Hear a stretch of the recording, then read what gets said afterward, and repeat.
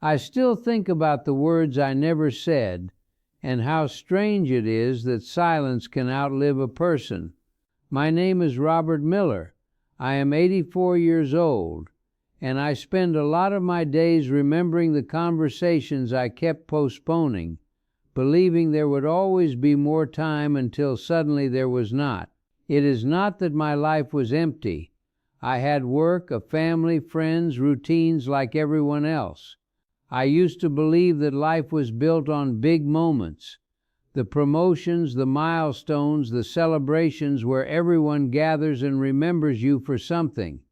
But now, sitting in my chair most evenings with the light fading through the window, I realize my life was actually shaped by the small conversations I delayed, the phone calls I did not return quickly enough, the apologies I thought would be easier to say tomorrow. I grew up in a simple home in Ohio. We were not a family that talked much about feelings. My father believed in work, not words. My mother was kind but quiet in her own way. If something hurt you, you dealt with it. If something needed to be said, you said the shortest version possible and moved on. I carried that into my adult life without even noticing.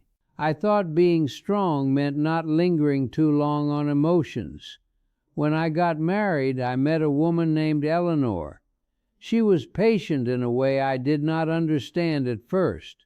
She would ask me simple questions like how I was feeling, and I would answer with practical things instead of honest ones.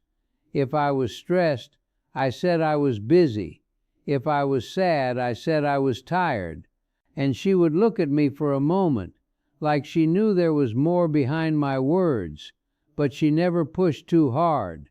I think she hoped I would open up in my own time. We had a good life together.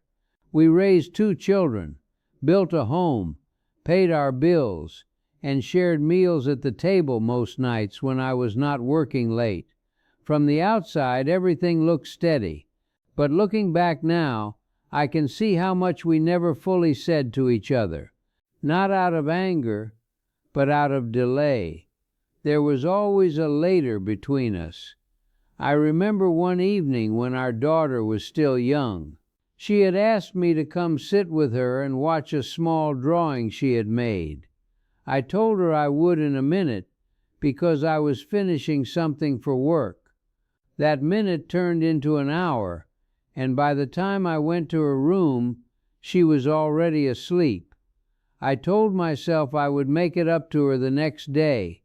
I did not know then how many of those small moments I would postpone in my life, each one feeling harmless at the time, each one quietly building into something heavier.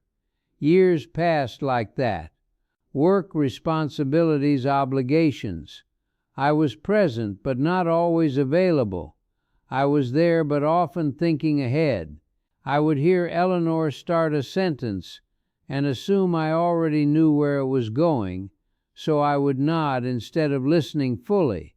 I would hear my son try to tell me about his interests, and sometimes I would give advice before I understood what he actually needed, was just for me to listen. No one ever told me I was doing something wrong. That is what makes it harder now. Life does not always stop you when you are slowly drifting away from what matters. Eleanor passed away 5 years ago. Even saying that still feels strange, like I am talking about someone who is temporarily away. In her last years, she became quieter, and I often wonder now if she had already accepted more things than she told me.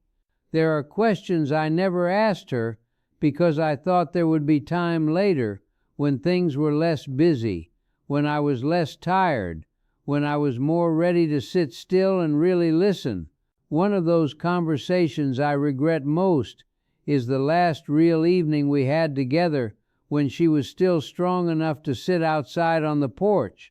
She looked at the sky for a long time and said she felt like life moves faster when you stop paying attention to it.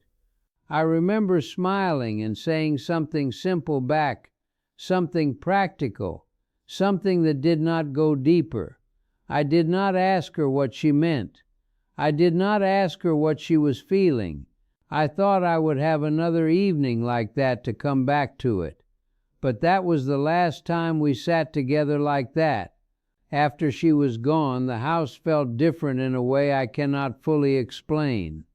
Not empty, exactly, but unfinished. There were so many sentences left hanging in the air. I would walk through rooms and think of things I should have said when she was sitting in them. Gratitude, questions, apologies, small confessions that now have no place to go. My children are grown now. They have their own lives, their own responsibilities, their own distance. We talk, of course. But even now, I catch myself doing it again. Listening halfway, responding too quickly, assuming there will be another call soon. I see it in their pauses sometimes, the same way I used to pause with my own parents without realizing what I was doing. A few years ago, my son visited me alone. He stayed for dinner, and afterward we sat in the living room without much conversation. At one point he started telling me about a difficult decision he was making in his life. I could tell it mattered deeply to him. I remember feeling the old instinct to respond quickly, to solve it, to guide it, to move the conversation forward.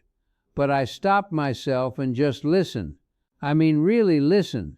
I did not realize how long it had been since I had done that properly with him. When he finished, there was a silence between us, but it was not uncomfortable. It felt honest. After he left that night, I sat alone for a long time. I kept thinking how many years it took me to learn something so simple, and how many conversations in my life I had rushed through without realizing their weight. Now at 84, my days are slower. I do not chase time anymore, because it no longer runs the same way in front of me. Instead, it gathers behind me, all those moments I did not fully enter. And what surprises me most is not the regret in a loud way, but the quiet understanding that so much of love exists in conversations we choose not to delay. If I could speak to my younger self, I do not think I would tell him to work less or change everything he built. I think I would simply tell him to stay in the conversation a little longer. Do not assume you will have time to return to it. Do not treat people's words like they can wait without cost, because they cannot.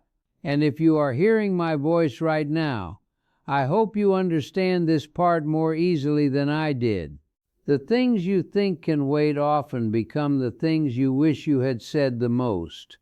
And one day, when the house is quiet, you will realize that most of life was never about the big moments you prepared for, but the small conversations you either stayed in or walked away from too soon.